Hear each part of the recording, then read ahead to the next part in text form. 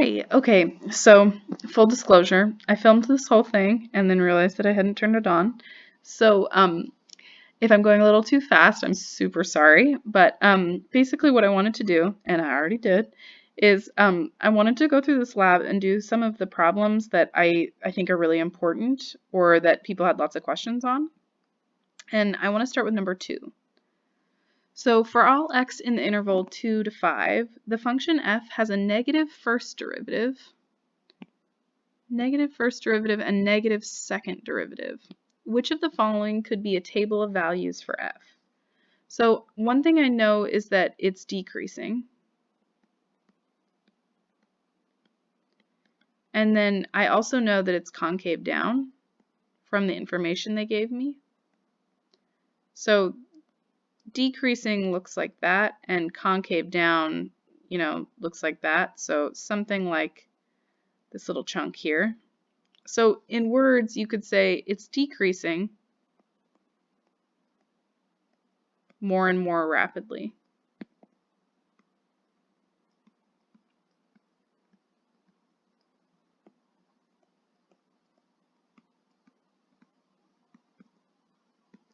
So if I look at there's 5 choices here. I first want to make sure it's decreasing. So as these values, I'm just going to start on the left. As these values go up, so do these values. 7, 9, 12, 16, these are also going up. So that's not decreasing. As these values go up, over on the right, yeah, these values are also going up. So this is increasing. Okay, but C, this one actually does look like it's decreasing. As the x values go up, the difference between 16 and 12 is 4, and 12 and 9 is 3, and 9 and 7 is 2. So this, to me, is decreasing less and less each time. So it's at first you subtracted 4, then 3, then 2, so it's less and less. But that's not what I want. I want more and more. You can see right where I've done this exact thing before. Okay, for part D, the difference between 16 and 14, they subtracted 2. And then it looks like they subtracted 3 and then 4. So that one I think does fit because it's decreasing more and more each time. They subtract 2, they subtract 3, they subtract 4. So I think D is the correct one, but in a multiple choice question, I think you should check every answer just to be sure.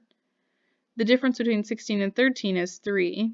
13 and 10 is also 3, and 10 and 7 is also 3. So this is not decreasing more and more rapidly, it's just decreasing the same each time. So I think the right answer is D. Okay, if you have any questions, let me know. For problems 3 through 8, draw a curve on the axis below that satisfies the stated conditions. Okay, let's do number 7. So f of 5 is less than 0. F of 5 means what happens when you plug in x equals 5. The output that I get is less than 0. So these are all my positive y values. My negative x values are down here. So I'll just pick that one. I also know f prime of 5 is less than 0. So I know it's decreasing at that point. And then f double prime of 5 is greater than 0. That tells me it's concave up at that point. So I'll just make it concave up, but decreasing. That's really all you need to have is just that. So that's a bit weird. If I'm not giving enough detail, please feel free to ask a question on the discussion board. Okay, this is the one that I actually really wanted to get into. This is a very, this takes like a lot of very intricate thinking. So I'm given the graph of n prime of x, n double prime of x. That's what this is. And we're going to think about it in a bunch of different ways. So part A, it says, on what intervals is n of x concave up?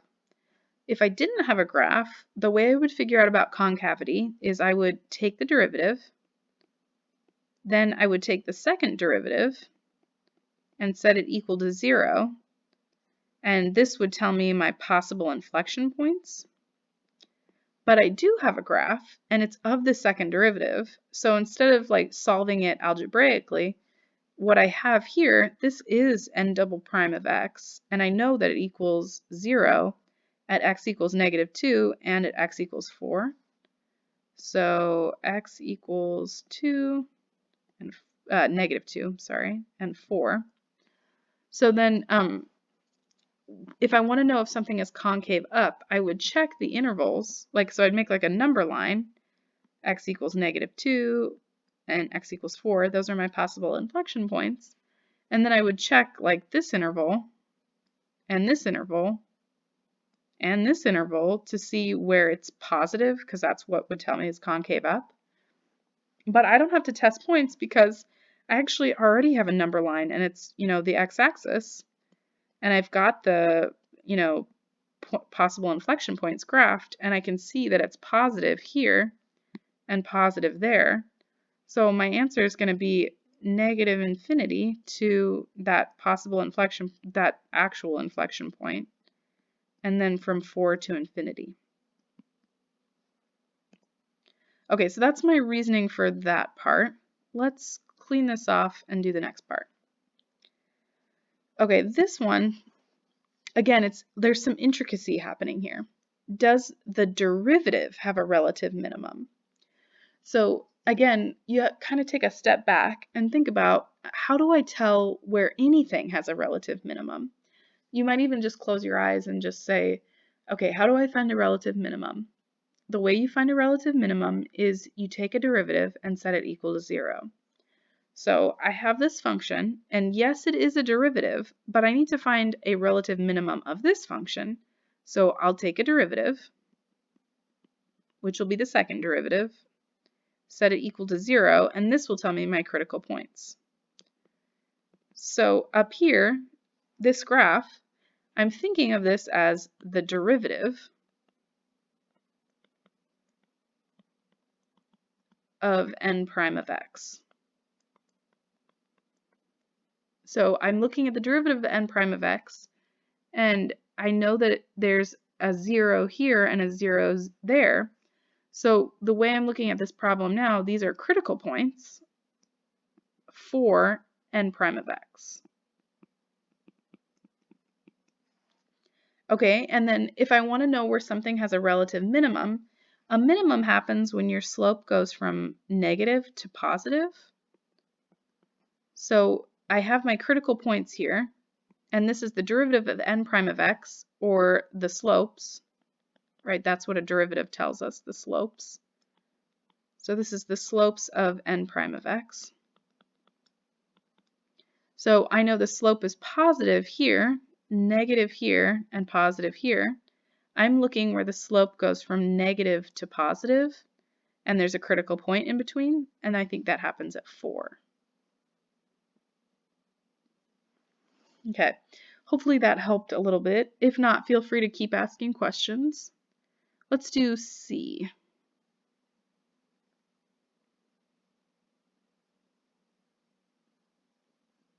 Okay. So, does n of x have an inflection point? If so, where? Okay, so if I didn't have a graph, I didn't have anything, and I just had an equation, which is what I'm more used to find an inflection point, I'd take the derivative, and then I'd take the derivative again, and I'd set it equal to 0. And then an inflection point, well, this would tell us my possible inflection points. With my possible inflection points, I need to know if it changed concavity. So I'll come up here. This is the second derivative of x. So this is a possible inflection point, and so is this. It's only an inflection point, though, if the concavity changes. But this function does appear to change from positive to negative to positive, and those inflection points do indicate a change in concavity. So those are my inflection points, -2, 4. Okay, part D is one of the more difficult parts of this problem. Okay, in the interval -3 to 4.5, at what x value is n prime of x decreasing most rapidly? Okay, the word decreasing usually means you need a derivative. So let's read it one more time. In the interval between -3 to 4.5, at what x value is n prime of x decreasing most rapidly? So if you close your eyes for a second and think, okay, if someone asks me where something is decreasing, just that means I take the derivative and see where the derivative is negative. So I'm going to do that. I've got n prime of x, and this is my original function, the function I'm talking about. To figure out where n prime of x is decreasing, I would take the derivative of that, which is the second derivative, and see where it's negative.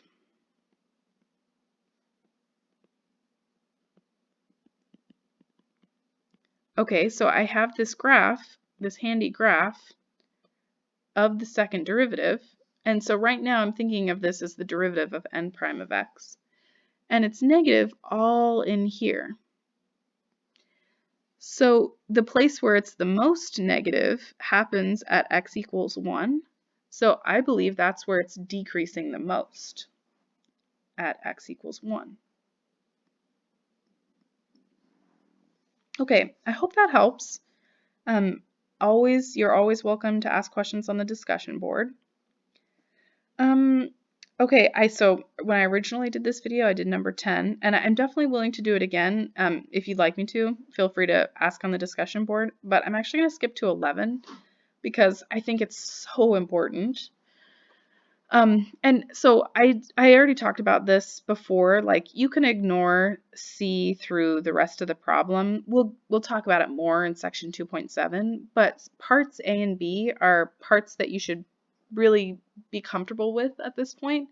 It was on the midterm, and it was also something we did in like the first week of class. So it's really important. And on top of that, it's also something you could use someday.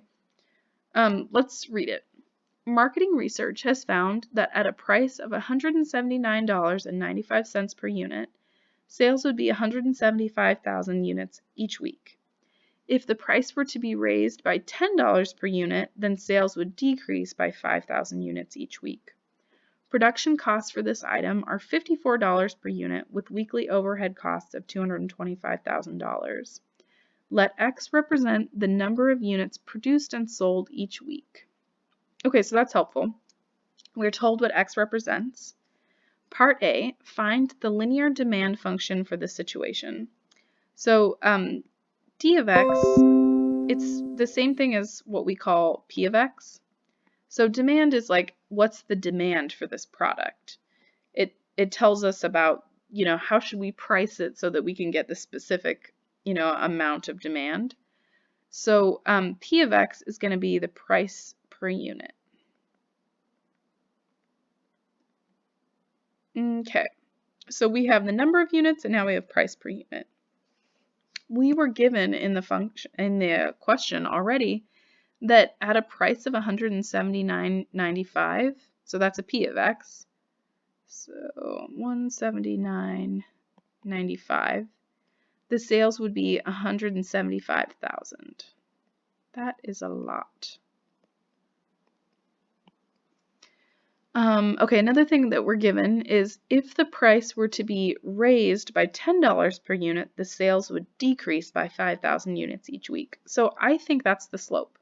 So slope is going to be the change in y over the change in x, or in our case, the change in price